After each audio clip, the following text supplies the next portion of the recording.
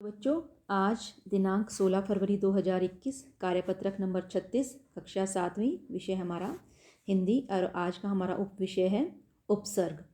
अब ये उपसर्ग क्या होते हैं बच्चों?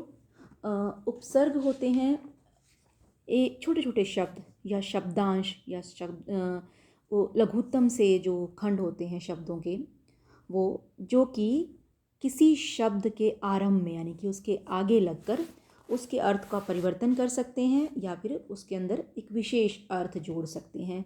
जैसे अगर हम नाम के आगे बद लगा दें तो बदनाम बन जाएगा, और यदि हम मान के आगे अप लगा दें तो वो अपमान बन जाएगा।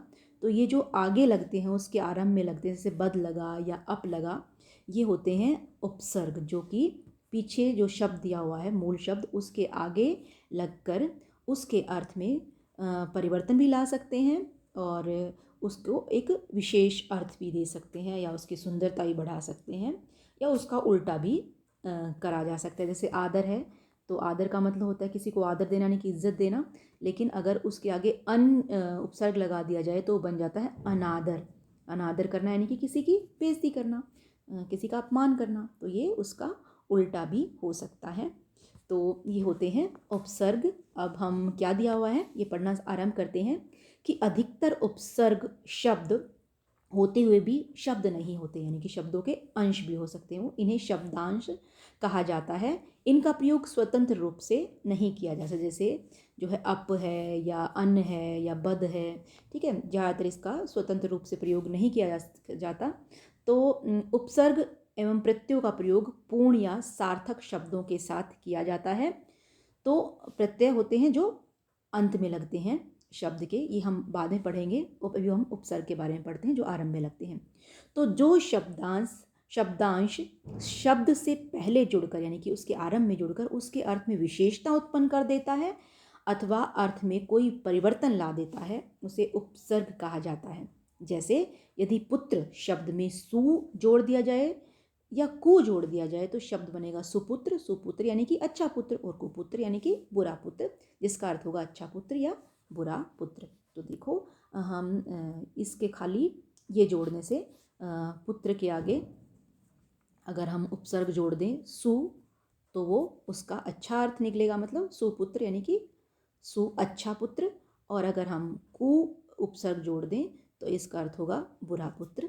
ठीक है, तो ये उसके अर्थ में परिवर्तन ला सकते हैं उपसर्ग। अब इसकी परिभाषा देखते हैं कि उपसर्ग वे शब्दांश होते हैं यानी कि शब्दों के अंश होते हैं, यानी कि छोटे छोटे लघुत्तम खंड होते हैं जो सार्थक शब्दों के पहले लगते हैं, यानी कि शब्द वो सार्थक होना चाहिए और उनके अर्थ में परिवर्तन ला देते हैं। जैसे कोई शब्द है रूप और उसके आगे हम लगा दें बेरूप हो जाए, या अनुरूप अनु लगा दें अनुरूप हो जाए, तो कोई सार्थक शब्द हो पीछे का जो है उसके आगे हम उपसर्ग लगाकर उसके अर्थ में परिवर्तन ला सकते हैं या फिर उसके विशेष अर्थ उसको दे सकते हैं। तो हिंदी भाषा में अधिकांश उपसर्ग संस्कृत भाषा से लिए गए हैं, परंतु संस्कृत के साथ साथ हिंदी के अपने उपसर्ग हैं। उर्दू, फारसी और अंग्रेजी भाषा का भी इसमें योगदान है। तो उर्दू फारसी के भी लिए गए हैं, जैसे बद है या बे है, तो ये उपसर्ग उर्दू फारसी से हैं। और अपने संस्कृत के उपसर्ग हैं जैसे प्रति, अधि, ठीक है, उच्च, ये हमारे संस्कृत के हैं, और इसी प्रकार अंग्रेजी के भी हो सकते हैं। तो अब देखो नीचे ये शब्द दिए गए हैं, नीचे दिए गए उपसर्गों का प्रयोग करके दो दो शब्दों का निर्माण कीजिए। जैसे है तो अ से अज्ञान या अज्ञानी, ठीक है, या फिर और क्या हो सकता है, अ से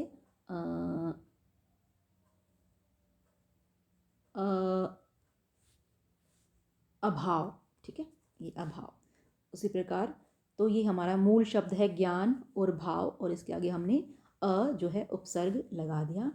तो ये है हमारे उपसर्ग, मूल शब्द के आगे उपसर्ग लगा। तो इसी प्रकार हमें मतलब ये उपसर्ग दिए हुए हैं हमारे सामने, और हमें पीछे का जो शब्द वो देखना है और आगे ये उपसर्ग लगाने हैं। तो हम देखते हैं कि इसमें क्या क्या परिवर्तन आ सकता है। तो ये मैंने आपकी सुविधा के लिए यहाँ पर किया हुआ है। जैसे पहला है अ उपसर्ग था, अ उपसर्ग है, और मूल शब्द हमारा धर्म और ज्ञान है, और इसके आगे हमने उपसर्ग लगा दिया अ, तो धर्म से अधर्म बन गया और ज्ञान से अज्ञान बन गया। उसी प्रकार अन से अनबन, अनपढ़, आ से आजन्म, आजीवन, हम बीच में कोमे लगा देंगे। अनु से अनुशासन और अनुराग, अव से अवगत और अवनति, अभि से अभिमान और अभिलाषा, और आगे हैं नी से निवास और प्रबंध, अप निबंध सॉरी, अप से अपमान और अपशब्द, अधि अधिकार अधिपति, सु सुकन्या सुमन, कु कुचक्र कुकर्म, प्रति प्रतिहार प्रतिकार, ठीक है। परा पराधीन पराजय, परि परिजन परिक्रमा परिक्रमा, भर भरपेट भरमार, वियोग विकार, बे ये उर्दू फारसी का है, बेलगाम बेरहम। उसी प्रकार है ला लापरवाह परवाह लाजवाब, बद ये भी उर्दू फारसी का है, बद बदबू बदसूरत, दुर ठीक है दुर्गम और दुर्जन। तो पीछे जो शब्द हैं ये हमारे देखो सूरत है, ये हमारा एक मूल शब्द है हिंदी का, और बदबू जैसे बू शब्द है, बू यानी कि बुआना गंध आना, ठीक है। तो ये हमारे पीछे के जो सार्थक शब्द होते हैं और उसी के आगे उपसर्ग लगाकर, जैसे हमने इसको बदसूरत किया, इसको बदबू किया, तो योगकार, ठीक है, लगाम रहम, तो ये हमारे मूल शब्द हैं जिसके आगे हम उपसर्ग लगा देते हैं तो हमारा उसका विशेष अर्थ बन जाता है। तो ये थे हमारे उपसर्ग, जो कि उपसर्ग भाषा के वो सार्थक लघुत्तम खंड हैं जो शब्द के आरंभ में लगकर उसके नए शब्दों का निर्माण करते हैं, उसका अर्थ में परिवर्तन ला सकते हैं या विशेष अर्थ दे सकते हैं। तो ये थी हमारी आज की वर्कशीट उपसर्ग के बारे में। अब आप इसको अच्छे से समझ लीजिए और इसको हल कर लीजिए। धन्यवाद।